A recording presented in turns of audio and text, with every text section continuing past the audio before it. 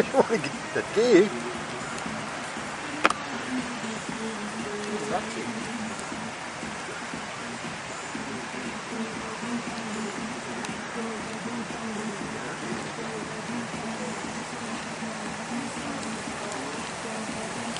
Good place to build a house.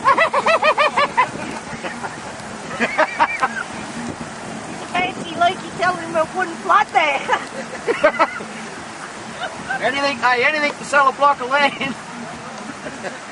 That's if your house was there. You'd be shit. He'd want to put it on stilts. Don't want to come? Do you want to come?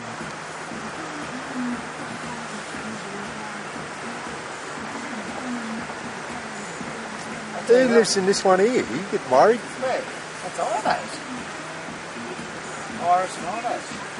That's breathing ones there, isn't it? You're up the back doorstep. Yeah, well, that big flood we had in 82, it didn't quite get it, so it must be just as big. I reckon it's going to be bigger.